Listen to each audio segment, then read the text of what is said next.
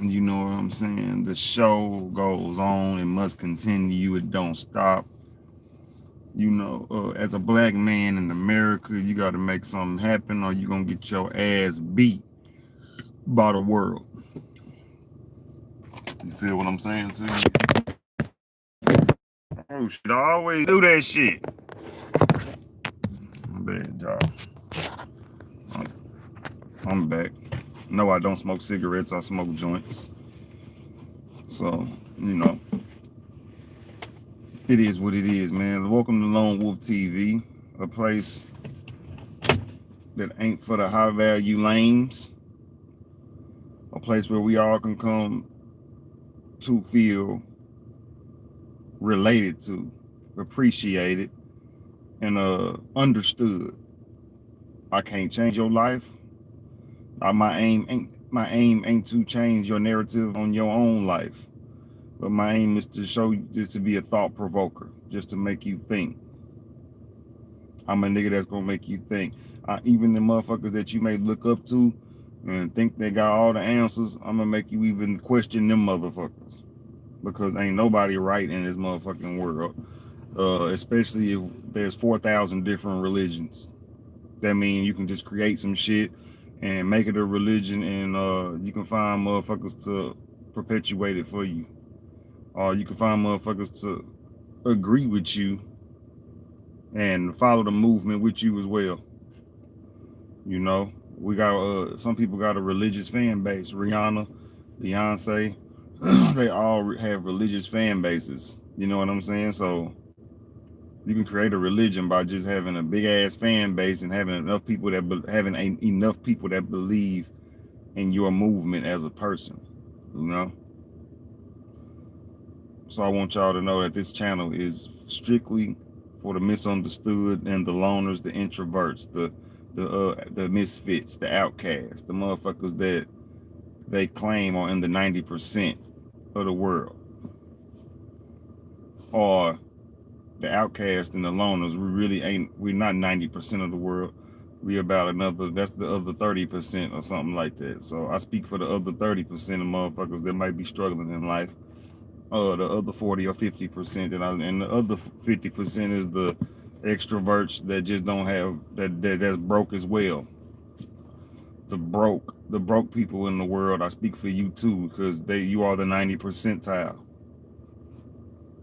and we all struggling in some kind of way, So listen to them gurus all day if you want to. They're gonna make you go crazy. They're gonna make you not appreciate your job or appreciate the level where you at right now to where you can change it.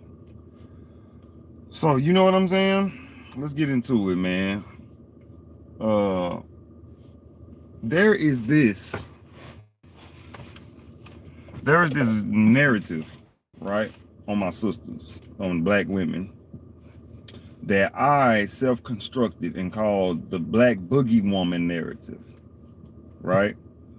Uh, so without further ado, y'all know I like to start my shit off with the definition of what I'm talking about. So, Boogeywoman. Okay, the Boogeywoman is nothing but the immediate opposite. I mean, the same coin, but the different side of the head of a boogeyman. So whatever a boogeyman is what is also what a boogeywoman is. So here's the definition: an imaginary, keep in mind imaginary, an imaginary evil character of supernatural powers, especially a mythical hobgoblin. Right? Okay. First off, let's break it down. Boogeywoman, an imaginary evil character. All right, that's the first part of the sentence that I want y'all to just grasp hold on to real quick. Imaginary. This shit is imaginary. Some motherfuckers is just making this shit up, and they make it seem like black women are out here like literally living this sick mundane life, which it is. Some black women out here doing that, but it's not about it ain't as many treacherous black women that people try to make it seem, and they make it seem like the lower class of black women speak for the higher class, when there's just a high class of black women, a low class, a high, middle, and a low class, and a low class of black women. And that's anybody in any race. But the narrative of the boogie woman is some of these niggas out here perpetuating that black women don't want love, or they don't want or they're basically speaking for women on what they want. And I don't rock with that, because that creates a narrative that all women, all black women are the same. And they're not. I've been with enough of them to know that I was the fuck up, first of all, because my paper wasn't right or my mind wasn't right. You know what I'm saying? It ain't always about money with them either. And for me being homeless, I sure know I can get some pussy.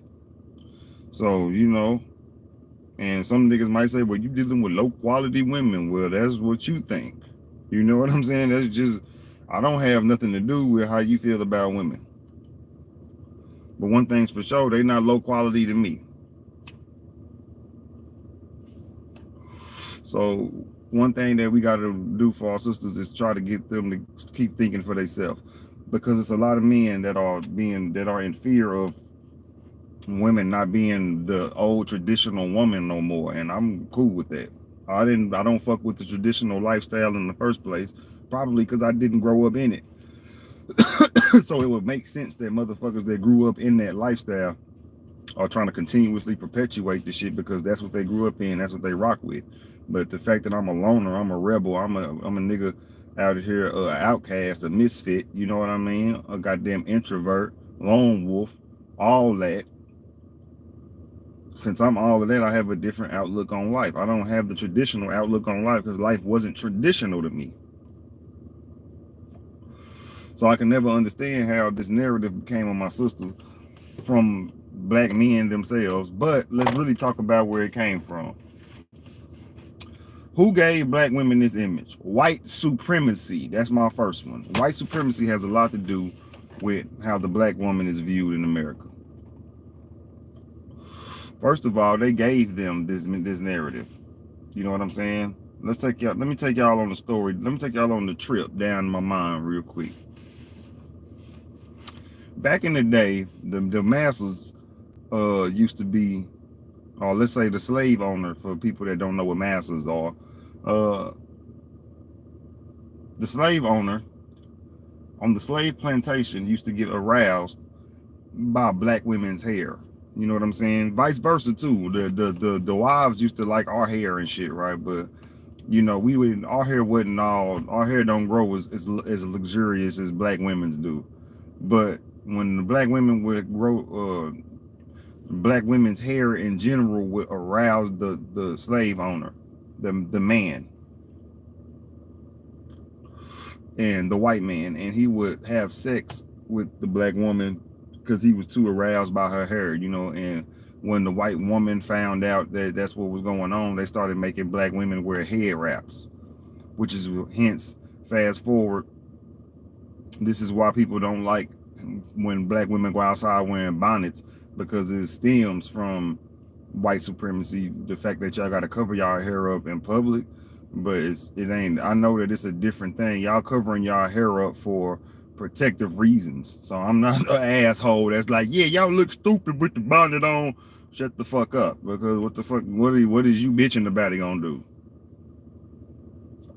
But it stems, the hair wrap shit stems from the white woman making y'all wrap y'all hair up so her man wouldn't get aroused, right? So here goes the boogie. Here goes how the Boogeywoman narrative gets started. They have sex with they, by force. The slave owner fucks our woman, and the wife finds out, and then she twists it. Instead of accepting that her husband is a scumbag, she throws that image of Jezebel, of Boogeywoman, on the black woman, instead of being like, oh well, my husband is attracted to you, or it's nothing with you, it's just the fact that he likes black pussy, right? Instead of just charging it to the game, she charged it to the black woman and was like, oh, you fucking heifer, you this and that, you're an evil person. That's one of the ways it started back in the day, and the white woman perpetuated this right with y'all, right alongside of white supremacy, because the white man sat there and helped her create the image so he can keep fucking y'all in peace. So now you got to be quiet. Now your black man is even looking at you like, oh, you a little hoe. You know what I'm saying? One of the stories that I hate is when Kunta Kinte went back for his woman, and the bitch wanted to stay there with Massa. So how you think that genetically affected whoever else came from Kunta Kinte cloth? Kunta Kinte cloth. You know what I'm saying? That could have affected his genetics down the damn line if he would have had another child or something. I don't know what happened, but I know his girl stayed on the plantation, and so it kind of hurt. The fact that black men went through certain shit and lost their girl to white supremacy, it kind of made them look at their woman as a sellout as well. So, which leads to the next thing. Bitter men, right after white supremacy, bitter men, not bitter black men, not bitter white men, all bitter men are perpetuating this image on women in general. But for the black woman, all the brothers are doing the exact same thing. They want to sit up and talk about how y'all single. They want to sit up and talk about how y'all have reckless sex and have kids and how y'all ain't worthy of marriage and all this shit. Now, I don't get into the marriage talk because I really don't give a fuck about it. I'm a nigga that's about I'm not a nigga that's about traditional values whatsoever. So that's a traditional value to want marriage and all that shit. You gotta actually want it to give a fuck about it. But there's this narrative that black women don't want marriage, and since they don't want marriage, they're unworthy of anything else, which is some controlling shit. So the fact that motherfuckers with paper out here, and the fact that black men with paper, some niggas just ain't right. They feel like women gotta bow down to them just because they got some motherfucking money or they got some resources, and a nigga could just jump on this bitch head. Nah, man. So bitter men are creating this shit too because they they um they on some bullshit. Bitter men are on some bullshit like they gold diggers. You know what I'm saying? They using us, or they don't want to be wives no more, so they're evil women just because they are rebellious. You know, bitter. Watch out for bitter men. Watch out for white supremacy when it comes to that black boogie woman narrative. If you see somebody putting that image out there where women ain't appreciative and all that, and women ain't this, black women ain't this, black women ain't that, if he always talking shit about black women, you know what I'm saying, demonizing them, that nigga's an enemy to the sisterhood. I don't know what to say. Because the nigga ain't trying to fix it, he just complaining about it. You know what I'm saying? But it's putting the image on black women that they don't know their worth or that they're invaluable. So, I just want to come and let my sisters know that if y'all create your own mind and y'all stop accepting the shit that men is talking about, or even giving men the credibility to talk shit about y'all or giving a fuck about it, shit'll flip in a matter of a moment. And which leads me to my next point. Women that worship men gave black women this image too, because it's black women that worship the minds of rich niggas. So the fact that she can fuck that rich nigga, she okay with living in a controlled society by evil men. Men ain't the world. Anything man made is flawed. So for motherfuckers to sit here and have these traditional Bible values and then backdoor and don't believe in spirituality or something like that, it makes their point invalid to me, because you don't even have a source to connect to talk your shit about in an energy to where it even matters. You talking about it in a white supremacist status quo kind of way, and most black people are broke out here. So, to continue my point, women that worship men, they only worship the men because they want to be taken care of. And that's why I salute the independent woman, maybe because my mama was one. And then I've only seen women do real shit in my life. All the motherfucking niggas in my life too goddamn egotistical and also emotional. And also ain't unproductive. So I ain't never really seen no goddamn quality men in my life. And I can admit that.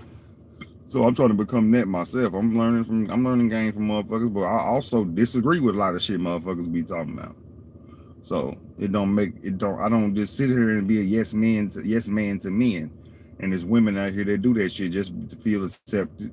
And it's sad that motherfuckers literally need men or a woman or anybody to validate their own existence.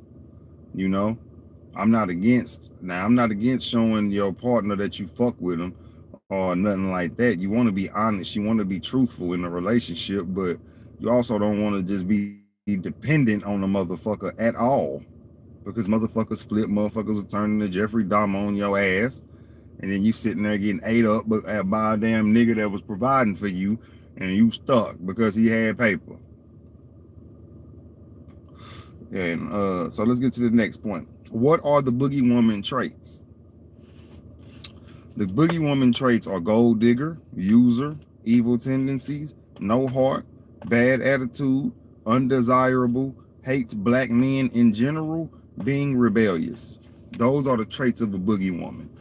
So if you've ever been called out for any of these, or having multiple kids, I'm gonna add that, or being sexually promiscuous, all that, you are the boogie woman to black men, to some black men, to the high value black man, I'm gonna say, to the quality black man, the man that can change your life if he had 200, he make $200,000 a year, you know.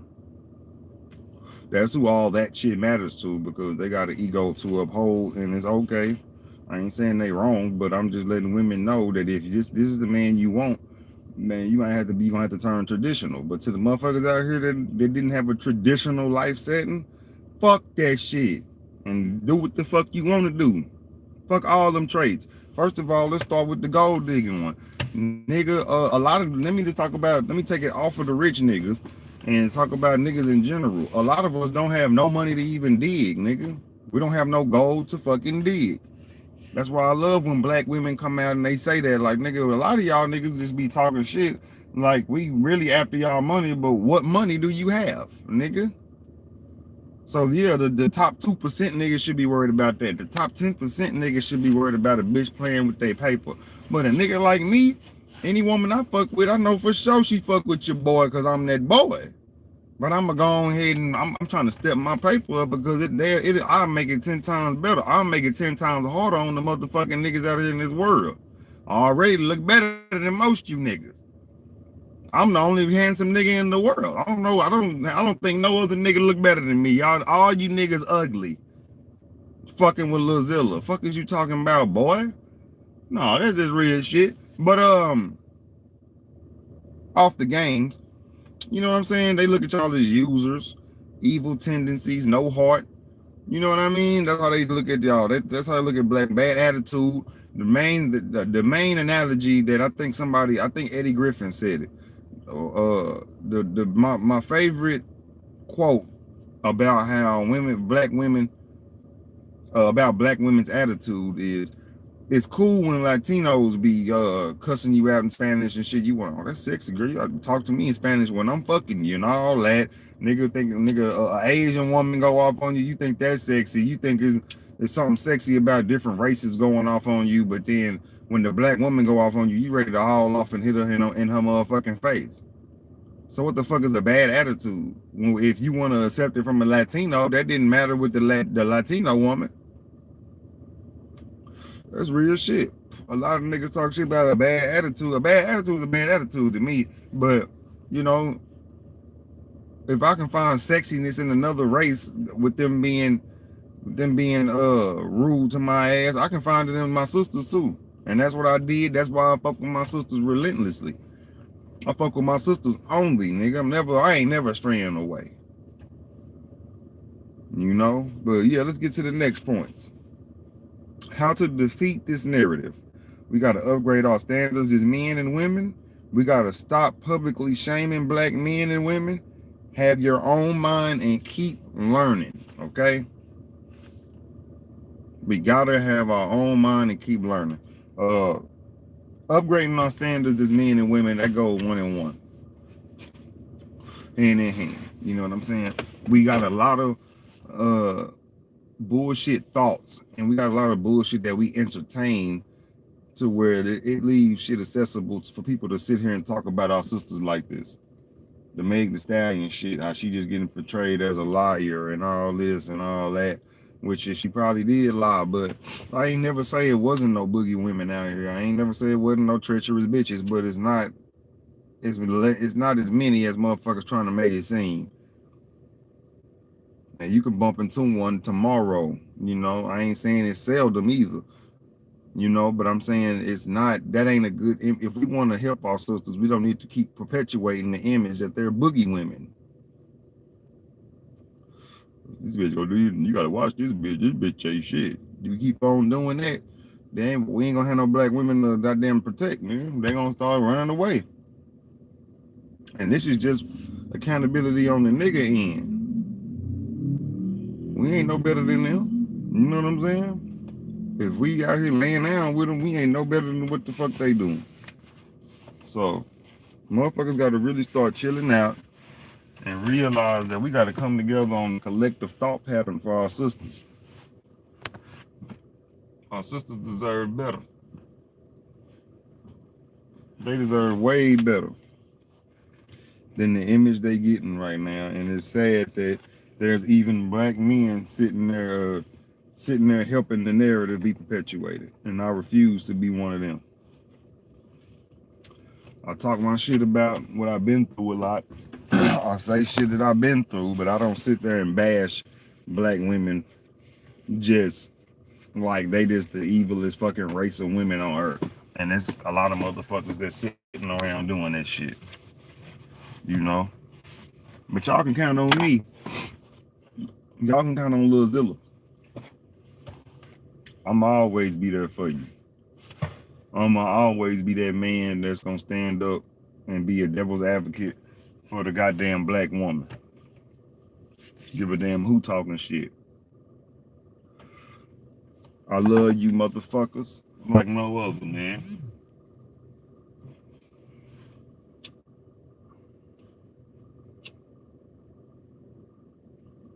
It's real.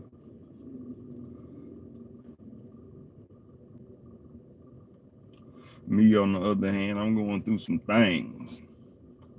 You know.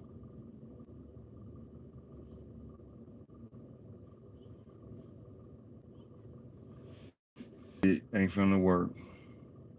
That's who the boogie woman is, shit. The boogie man and the woman is a damn job. Tell you that much, man. Get out of these 9 to 5, y'all. Save your paper. Stay at these jobs for about 1 or 2 years. Stack up. Start your business. Start making that shit sustainable. Downgrade your living so you can upgrade that paper. That's the only game I can give you. I downgraded my living, nigga. I be living in the whip.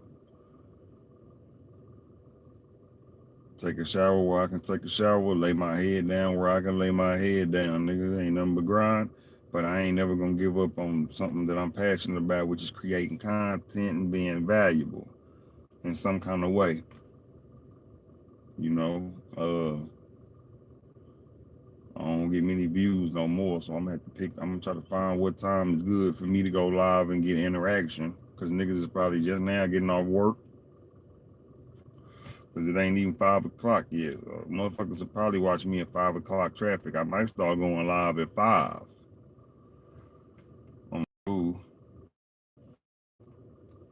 Live at 5. I like live at 5. That's dope. I'm gonna have to. Damn, I'm gonna have to probably make another episode.